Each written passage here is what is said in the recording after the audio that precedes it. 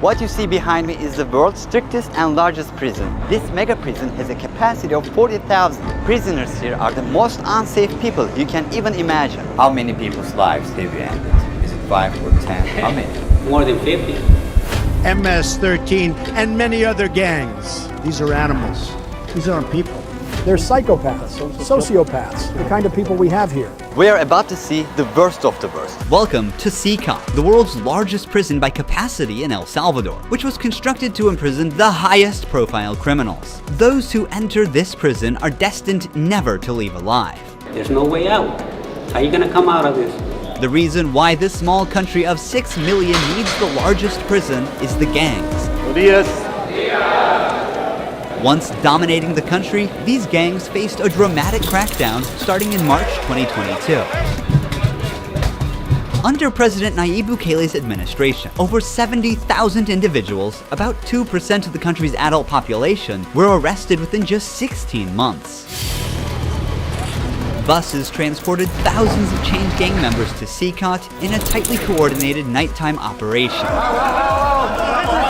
Sitting one behind the other, heads lowered, they looked like a single mass. Surrounded by armed guards, none of them dared to resist commands. Their life has changed in a day. In this documentary, we will interview one of them, one of the most ruthless gang leaders, known by the nickname Cecot. 10 minutes. You only have 10 minutes. Built in 2022, this massive prison is made up of 8 separate modules spread over 410 acres of land. Each pair of modules is enclosed by 2 separate 3-meter-high walls with razor wire. The entire facility is surrounded by a towering 9-meter-high wall with a 3-meter-high electric fence carrying 15,000 volts. 19 watchtowers are ensuring nothing escapes notice. The entire design doesn't just prevent escape, it erases the very idea of it. Hello. Hello, we have permission from the presidency. The soldiers stopped us. We're hoping this will be the last checkpoint. The jammers blocked all signals within a 2-kilometer radius of Cecot, completely cutting off all communication. Over 600 soldiers work only to secure the perimeter. We are going to leave all of our belongings here before entering the prison. We will only carry our cameras and microphones, that's it. Pass slowly. Look at the camera. The body scan. I forgot my wedding ring on. Well, that needs to be put away over there. This high-capacity X-ray scanner even shows bones and internal organs. It's mainly used to scan newcomers, ensuring no one tries to sneak in anything forbidden on their body before entering. The inmates used to swallow some objects, or they would try to bring them in vaginally or anally. Micro SD memory cards, microchips, and not only that, even phone chargers. Another thorough body search has been conducted. Take off your shoes. They even inspected inside our socks. It took us around 1 hour just to pass through security, even though we were invited as media after months of applying. Guards are wearing masks because they're doing a risky job here. So if they get identified, it might be riskier for them to go to town centers because these gangs, they have a lot of connections. So they have to keep their identity secret. Why don't you wear a mask? I have to talk to them face to face, looking them in the eye. They already know who I am. We're in the registration room. This area is for inmates only. When a criminal is captured on the street, they don't carry ID or give their real name. That's why their fingerprints and photographs are taken here to enroll in the system. Once they become a permanent part of Cecot, the inmates lose all contact with loved ones for the rest of their lives, as family visits are strictly forbidden.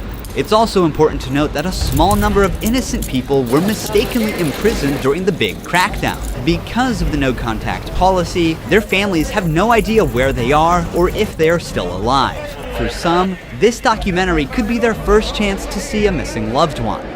Before entering the modules where the inmates are, we visit the armory of the prison. This section is a must in case of possible riots, and these convicts are the most unsafe people on earth. The type of firearm we use is a T65 rifle, similar to the M16 rifle. We also have this other firearm, which is a 12-gauge shotgun. A Sig Sauer rifle allows us to maneuver in spaces that are too tight to move. Whenever criminals are arrested and dragged to the bus, various cuffs and chains are used to restrict their movements and minimize the risk of harm to officers. Has there ever been a riot? So far, there have been no escape attempts. We have the worst of the worst within criminal organizations here. The riot gear consists of a head protection, a face shield, neck protection, an anti-trauma vest, leg protectors, shin guards, and of course, a shield. Generally, in the prisons, we see inmates invent any kind of handmade weapon, like awls or knives. They are fully protected. You can see how he protects his feet. Since this prison is so large, we have to hop on this bus. We are entering the module area. To keep the country safe, 1,000 staff members work inside Cecot. It is impossible, but let's just imagine that an inmate get out of the fortress. These pebbles that you see are put here intentionally because when they walk on these pebbles, it works like an alarm system. It makes a noise, they cannot sneak away. Have they tried to escape? No. Could they try? Difficult, because they would have to go through a series of security rings. Cecot was built with its own infrastructure in an isolated area, including an electrical and sewage system to prevent external interference. In case of an electricity cut or water supply issue, the cisterns and power plants will maintain operations for up to a week. I'm so excited. We're gonna be face to face with the most dangerous criminals in the world. It is pretty tense. We are entering one of the modules now. You are seeing the third and fourth modules next to each other. An offender who enters one of these buildings never exits through these doors. In a few steps, we'll be surrounded by more than 2,500 inmates. It's like stepping in the middle of controlled chaos.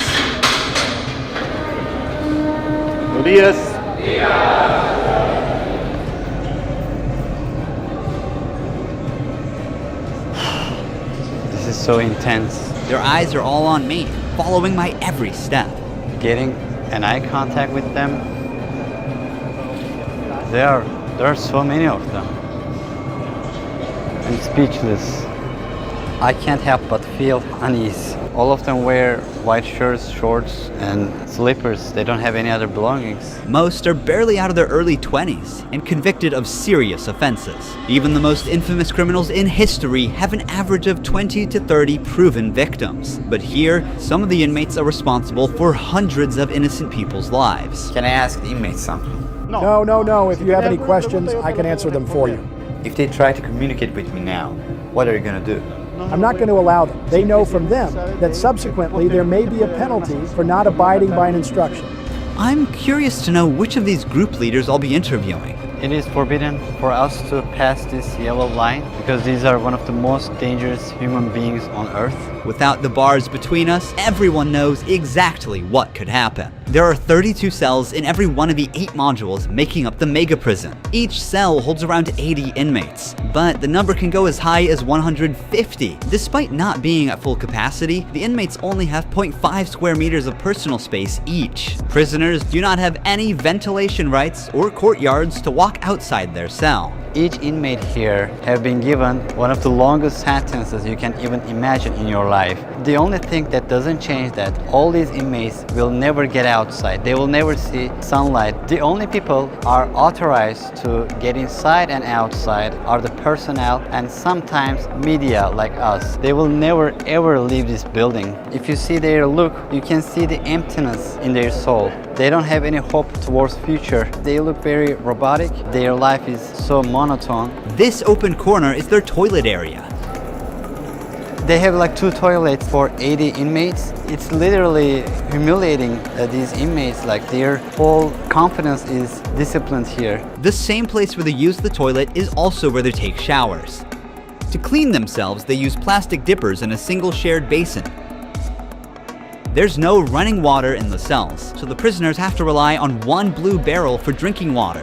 Where they sleep is these metal bunks. No pillow, no mattress. Each prisoner receives just the bare essentials: a white sheet, a uniform, socks, slippers, and a towel. That's it. The prisoners spend their entire days on their 4-level bunk beds. They have stacked tightly, like items stored in a warehouse. As part of hygiene and order, inmates are shaved every 2 weeks by personnel. Long hair or beards aren't just unhygienic, they can also hide sharp objects. Let's take a look.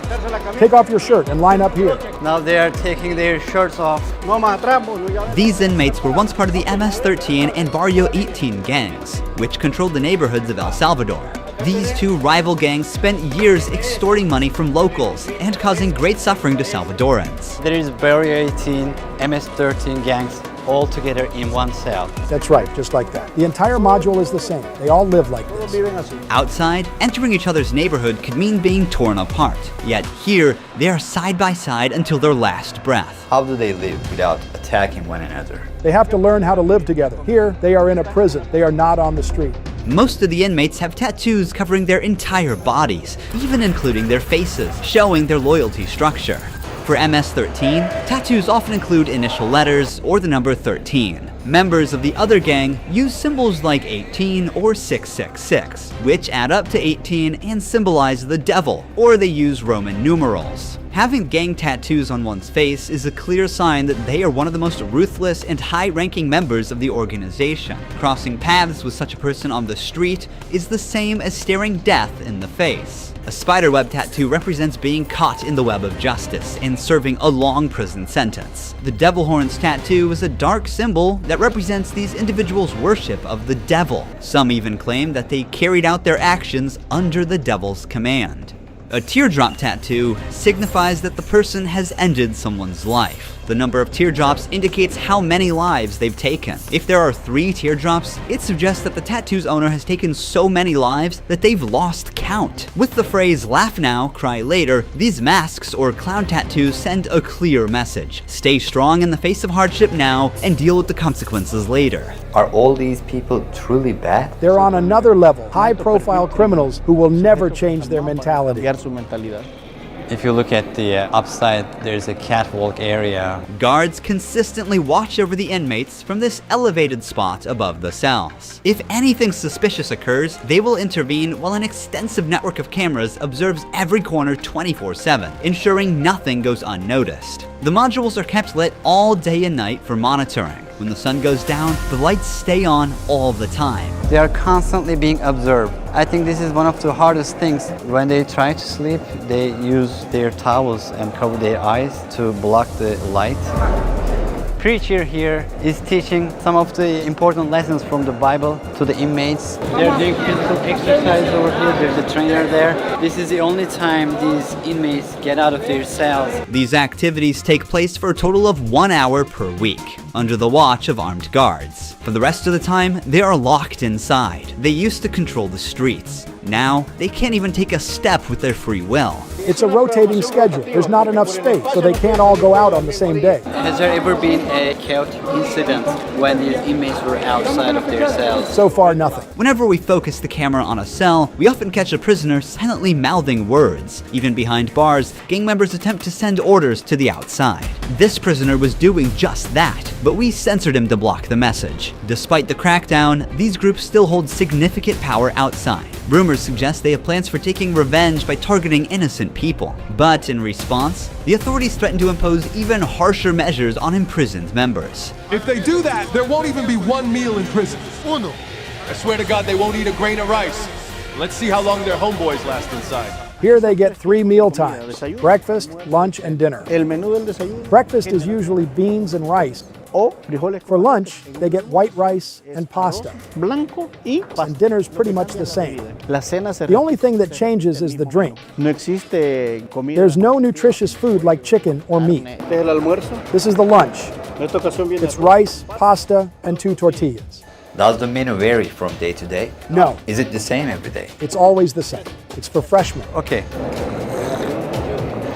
It's a sugary drink. I'm going to taste it for myself. Inmates must eat with their hands and clean their plates before returning them. With a diet lacking in protein, many likely suffer from nutritional deficiencies. Before starting our interview with an inmate, I want to show you one more place that is even more extreme than what you've seen so far.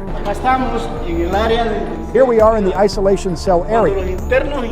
If inmates break a rule, they can be sent to these isolation cells according to the legislation. The law gives me the right to keep the prisoners in isolation for up to 15 days. These cells have sealed doors. Through this grid, I can see them and identify who's inside. We serve food here, and we also use this space to put handcuffs on them before opening the door to move them from here to their cell. Welcome to the isolation cell. If an inmate misbehaves, this is where he ends up. He won't know the time or how much longer he'll be kept inside. For days or even weeks, he sleeps on this concrete bed without ever leaving. They are cut off from the outside world, left alone with nothing but their thoughts. This is where they supply their water. There's a water basin here. They take their water here, and this is where they pee. The basin for drinking water and the toilets are located side by side. The toilet looks recently used and dirty, suggesting that this cell has recently been used. The only light they have is this little hole that barely lets the sun shine in. This openness is also the sole source of fresh air. What is the most challenging thing about isolation room according to you? Inside, you don't even see your hands. So when someone is isolated, it is necessary for them to have something, a book, anything, to keep their mind clear. But here, they don't have access to any of that. No matter how tough a criminal is, this kind of isolation breaks them. This is necessary for the type of offenders that we have here. People who once played God by deciding who would live and who wouldn't live deserve the worst punishment. We don't show them mercy. They can ask for forgiveness, and may God forgive them. But here, justice must be served for so many victims, and it's the least they deserve. Now we're going to interview the inmate known as Cecot. He has a 34-year criminal history and has spent the last 25 years as a high-ranking member of an organization. 10 minutes. You only have 10 minutes. 12 guards are barely enough to ensure the safety around this inmate. Remove the mask. What is your name? My name is Marvin Ernesto Medrano Vasquez. How old are you? I'm 41 years old. You don't look 41. You look younger, like 35. That's a good thing that you told me, because I feel old. Can I see your tattoos? MS-13. When did you join this crime organization? In 2004, I started my criminal record since I was 11 years old. How did you first become involved? When somebody is born with just a mom and the mom is working, you look for the streets. You look for somebody to help you out. I said, oh, my mom's poor, I need some shoes, I need some clothes, and I started robbing. Then I need a father figure because I didn't grow up with my father. And then I looked the group of gangs. Then I did a side, and I came right here to El Salvador, trying to change my life, but I seen that there were more gangs right here, and I started doing the same thing I did upstate, and I got locked up. I've always been one of them persons that wanted to accomplish the things that they put in their mind, and I accomplished everything I had to do right here. But I'm right here. This is how the devil pays the people. Is it true that to join this crime organization, you need to end someone's life? Yeah. But the first one must be one of your relatives, right? Yeah, because you got to gain territory for your gang. I lost my mom, my dad, my son, everything right here because of the gangs. When I could be with my family, upstate, the United States, a better life. But, you know, we took wrong decisions, and this is the cause of this. That's why I tell the youth, go to school, listen to your mom, listen to your dad. Don't live this life that we live right here. There's no way out. How many people's lives have you ended? Is it 5 or 10? How many? No, if you talk about what you used to do in the jails after, it probably get a few more than 50. You gotta do it sometimes. How did you become cold-blooded and merciless in time? I can't really respond you with that question. How do you feel about not seeing your family forever since you're in Cecot? I feel bad because I seen my son the last time when he was 5 years old, and he's 21 years old right now. I want to see him. I want to tell him, don't do the same things that your dad did. Look for a good life. People who have fallen victim because of you will never see their loved ones again. You will also never see your family. How do you cope with emotions like missing someone? I feel bad. Sometimes, like I tell you, I lay down on my bed and I think a lot of things, and sometimes I cry. What is your motivation to stay alive here? To one day change my life and look for God in my life, and I tell God, hey, forgive me because I did some things. Okay. Finally, we see the sunlight. Honestly, Cecot is a place you will never wish to end up in, even as a visitor. But for the people who victimized Salvadorans, it is now their forever home. These criminals took the innocent people's right to live, and now they're paying for it. The Salvadoran government's message is clear. Crime is no longer tolerated and the punishment is severe. El Salvador once had the highest rate of lives lost due to widespread chaos. During its peak, 104 out of every 100,000 people lost their lives in a single year. Previous administrations agreed to a truce with these groups, but this couldn't bring lasting order. Although the current government's methods are controversial, by 2023, the number dramatically dropped to 2.4 per 100,000 people, placing El Salvador among the safest countries in the world for the first time. So far, the results are undeniable. Peace has returned to the neighborhoods. But what about those who were wrongfully imprisoned? Is it true justice or way to control chaos? Are we seeing a lasting solution or just a temporary fix? For now, the answer remains unclear and the world continues to watch. Thank you for watching this documentary. See you in the next one. Don't forget to subscribe. Ruhi Chenet was here.